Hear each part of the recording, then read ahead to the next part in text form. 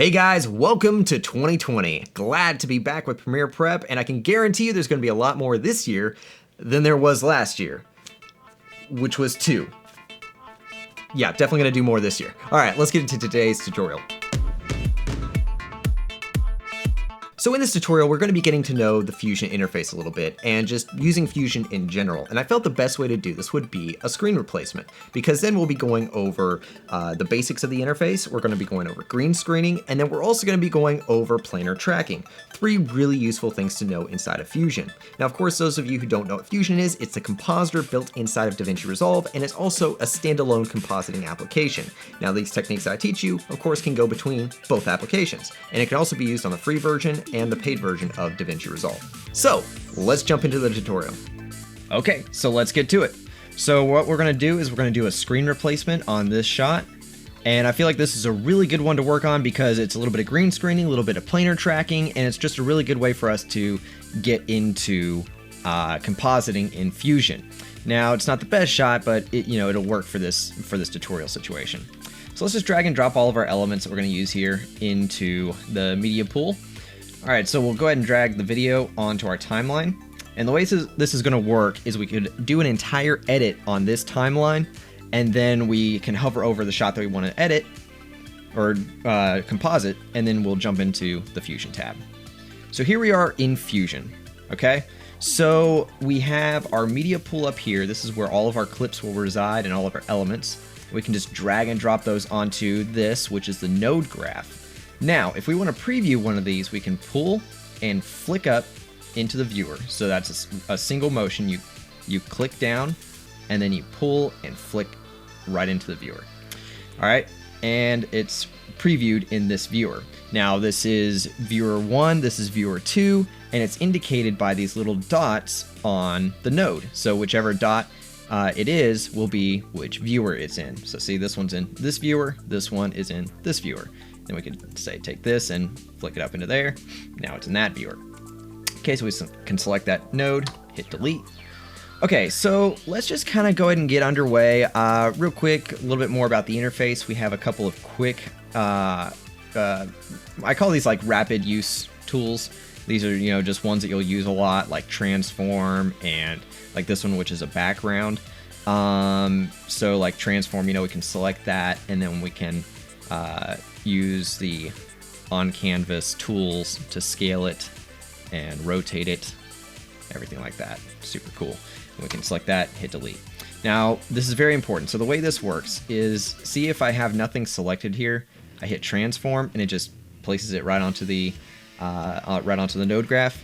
Well, if we delete that, what we do is we select a node, and then when we hit transform, now it's added it right after the node we had selected. So that's very important when working within Fusion. Okay. Now let's go ahead and start getting into this. We're just gonna start compositing, and then we'll learn along the way. So we can scale over, this viewer, and we can say zoom in here, okay? Or we can get it to fit. Very simple. But so your effects library is here, but my favorite way to access it is by hovering over the node graph and then doing shift and space. And then we can type in, say, key, and then we have all of our different keyers here, okay? Now, my favorite keyer, typically, is delta keyer. It's a very good, simple to use keyer, okay? So we can select our green screen color, which will be this, okay? And notice that we have some opacity to the rest of the image. Well, that's because we can take our reference color and choose, say, that wall, and it will kind of stop that from being so opaque. All right, now we can come over here and we can play around with some of our settings, but what I want to do first to show you this is a trick I usually do when green screening. It's a really simple thing to do. So we can come over here and select a background, okay?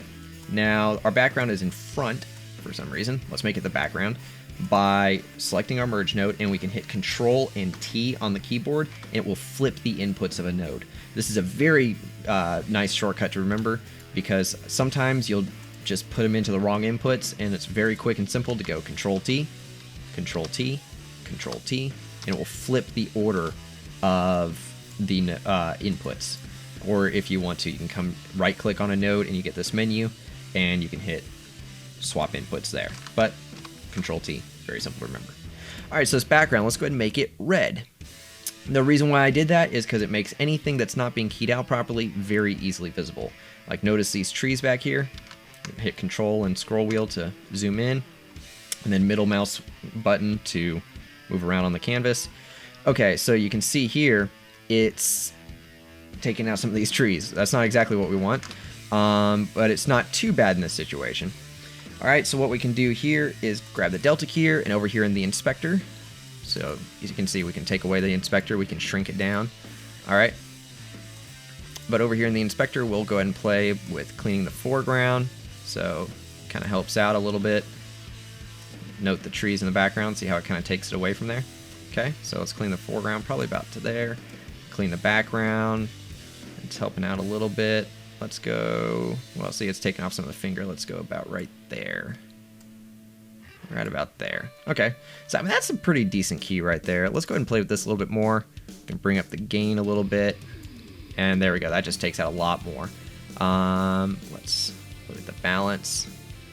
Yeah, we'll keep that about 0.5.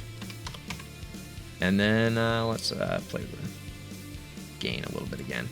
Okay, and also this has a built-in spill suppressor. Let's find it here. There we go, spill suppression. If we take it all the way down, it's hard to tell in this example, but usually you'll have a lot of green that just becomes a grayish color. Okay, so that's it for keying in this situation.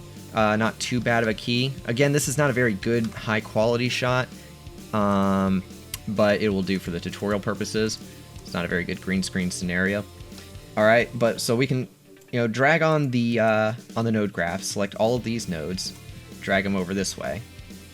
Okay, and now what we're gonna do, in fact, we're gonna pull this over here. Let's go ahead and now select these and pull these over. Let's go ahead and zoom in on this node graph. Control and middle mouse wheel will zoom in on the node graph for you. Okay, so let's go ahead and select this, and we're going to now planar track this so that we can put our our blue screen of death into the laptop. Okay. All right, and little note: you can hit the spacebar while hovering over the timeline here, and it will play the video. Okay, so let's go ahead and select this node, drag it up here, and we'll scale this over here. So now we're working with the video before it's been green screened, because remember, node-based compositing is a linear system. All right, now what we're gonna do is gonna hit Shift and Space to bring up this menu like we talked about, and then we'll do planar tracking. And so there it is, planar tracker. And there we go. Now we will be creating a spline around this laptop. Give it a little bit of space down the edges. Now, this is a little bit of a bad example. It's not going to track this all too well because in a scenario like this, you should have some kind of tracking markers on the screen, like either brighter green or little black dots. So I don't know who shot this, but it was one of those free sources online that you can get, stuff to play with. But this is not a very good scenario because you really do want tracking markers on the screen. But let's see how this does. We'll go ahead and change this from point to hybrid point area. And then also we'll go back one frame. Okay, so now here we are at the beginning. Reference time, we're gonna set the reference time. This is where it knows, okay, this frame is where everything begins.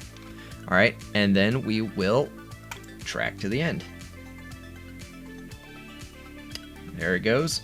Now, as it's going, you can see these little dots here. Those are little point trackers, and it's kind of doing like an area track as well. It's not doing too bad here. I guarantee you that if we took this away from hybrid point area and made it just point, it would not track very well at all. The fact that we did do hybrid point area, it's kind of just, it's kind of intelligently going, okay, this is where we need to track everything. So, yeah, see, it's stretching a lot there. Again, if we had something on the screen, it wouldn't be too bad, but for tutorial's sake, we'll go with this. Okay, so we've got our track there. Now note all these white marks on the timeline. Those are keyframes. That's how we can know that there is a keyframe for this individual frame. Okay, and now that we've got the planar tracking done, here's what we're gonna do.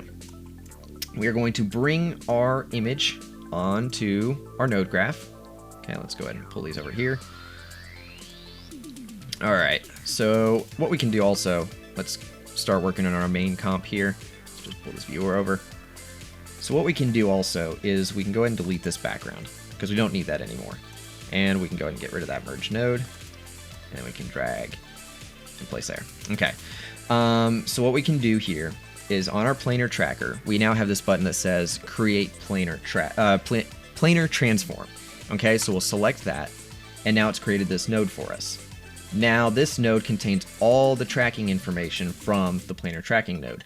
And now we can take this, and this is a really cool feature. If you drag from the output of a node and take it to the other output of another node, it will automatically add a merge. Super cool. Okay. Okay, so see, it's on top again. We want it on the bottom. Control T, put it in the background. Now, take a look at that. We now have our image tracked to the screen.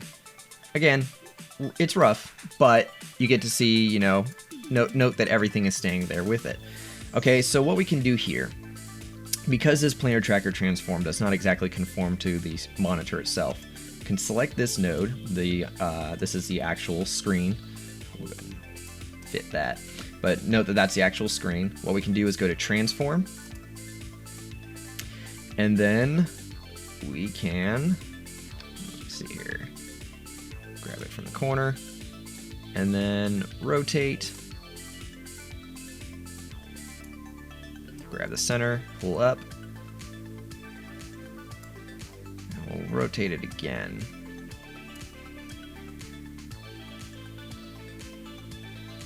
Right about there. Let's scale that down again. All right, and now hit play. Sometimes it takes a second for it to buffer. Let's go ahead and stop that real quick. All right, there we go. So note, it's a little jittery, again, because this isn't the best scenario, but it's tracking right along with it. It is in that computer monitor. That is not too bad at all. Okay, so last thing I'm going to demonstrate here is note that this is one of the things I love about node-based compositing. So we've got everything here. Now what if we wanted to add something to the screen of the laptop? Well, that's very simple. So say we've got this Blender logo and we want to put that on the screen as well. Well, we can merge it by clicking, dragging, and now the Blender logo is right on there. And then scale it down. Let's move it up here. And check this out. Now it's on the computer monitor, and it is tracked right along with it, because node-based compositing is a linear process. And so anytime we change something up the line, it just starts getting transformed back down the line again. It's a beautiful way to work. It is absolutely my favorite way to work with compositing. Layer-based compositing definitely is a good way to go, but this is why I love node-based compositing so much. I can also see everything that's happening here. Okay, so notice here we have this green line. This is our cache. So we have been playing through this, and all this has become cached by the system. And notice it was playing a little slow there. Now if we play, it's real time when it's on this green line. Now watch when it comes to the end of the green line, slows down again. It's got to cache those frames. But then again, boom, real time. So that's not too bad. Again, it's jittery. It's a rough key. You know, some of the noise here and everything, because it was from like a PNG image sequence that was squeezed and stuff like that. It's not too bad of a scenario here. But okay, so that is basically the effect. Let's go ahead and say let's add a little shark here. You know, the shark from Lightworks. Let's go ahead and add that on here as well. And go ahead and scale that. Let's put it down here in the corner. There we go. I'm sure that mascot's got a name. But there it is. I mean, check that out. I can just add as many things as I want to the screen now, and there it goes. Now again, when the hand's moving around and stuff, it kind of destroys some of the track a little bit. But okay, so that's basically it for this effect that we're creating here, okay? We've added, you know, the blue screen of death onto the laptop and everything. We've added these, you know, logos and stuff. Now let's just go over a little bit of Fusion in general, okay? So, of course, we've got all these tools here. We hit Shift and Space and that'll bring up all the different tools that we have here. We can search through here. So say I wanted to add a drop shadow, can add a drop shadow just by searching it. Say I wanted to do a key, boom, we've got all of our keys there. A transform, you know, I mean, it's all right here. It's fantastic having this search selection tool. Highly recommend you use that. We've also got all of our quick access tools right there. We've got our entire effects library, so if you just want to go searching through, find different things that you want, you know, your open effects options. Also, if you install an OFX plugin, those will show up under here, which all these are OFX plugins. And then we've got our inspector here, so note that every time we click on a different node, we get different options here. That's because these are all the different tools that we use within each of these nodes. And then we've got keyframes also. Now note here, this is pretty cool. Now I like to work with Fusion in a dual monitor setup. You can do that. You can do that by going up here to workspace and going dual screen and hit on, and this will scale the interface to dual monitors. I do this at work, and I do this, you know, on my main system normally when I'm not doing a tutorial. And it's just a better way to work because it puts all the tools across dual monitors. Beautiful way to work. But we can scale this up here, and you'll note that we've got all the white lines, same white lines, in fact, that we have from our planar track. That's because, see this planar transform? There's all of our keyframes. We could now select all these keyframes by clicking and dragging, and then we could move those over if we wanted to offset the track for some reason. Or if we have an animated mask, we can do the same thing there. Grab all the keyframes, move them around. If you're doing motion graphics in Fusion, which is actually not a bad application to do motion graphics in at all. You can, you know, control animation keyframes that way. You could also come into your spline. Let's go ahead and close out keyframes. I don't think we'll be seeing anything here. Yeah. Well, here, if we enable planar transform, there we go. Here's all of our different keyframes. We could play with the different, you know, tools here. We could, you know, drag this, and it would if you're not familiar with this for animation, it's kind of hard to explain unless you're doing an actual animation tutorial. But basically, the softness of the line can equal the softness of the motion. But that's something to get into in a future tutorial. All right, I'm just trying to think of anything else here that you guys might need to know. Of course, you can change, you know, make sure everything fits properly in the viewer. You have our node graph here. And that's basically it. Now, here's the really cool thing about working in Fusion. Oh, this is also, if you have multiple things on your timeline, you know, you can select the different Fusion comps there by enabling clips. Okay, but now here's a really cool thing about working in Fusion with DaVinci Resolve. Once you've got your visual effect, visual effect done, you go back to the Edit tab, and see this red line? Look, we've got our what is this? We've got our visual effect all right there. So instead of, like, say, dynamic link for Adobe CC, we've got it all right here in one application. It's insane. So see this blue line? It's now rendering, doing a preview render, and we can hit play, and boom. There it goes in real time. Look at our FPS counter. I mean, check that out. And then we can bounce back here, do some more again. So that really wraps up this Fusion tutorial.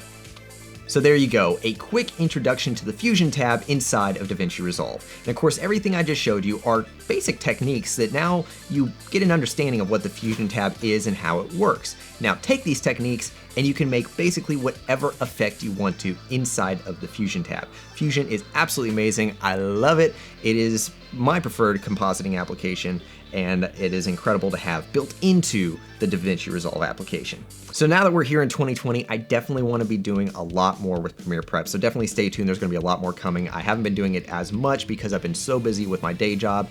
I've been making a lot of great strides there, but I'll keep you guys informed on that as well. And of course, we're going to be doing more tutorials, more reviews. I've got these GVM 800D RGB lights, which are really cool, which I'm using right now. I cannot wait to get a review out on that. I'm going to be giving you guys a tour of my Blackmagic Pocket 4K, and those are just a couple of the first ones. I'm going to be doing a lot more tutorials, a lot more reviews, a lot more on-set stuff, maybe make a couple of more short films this year. I really cannot wait to make this stuff happen and to share with you guys. All right, thank you guys so much for joining me again for Premiere Prep. Remember to live your life one frame at a time, and I will catch you next time.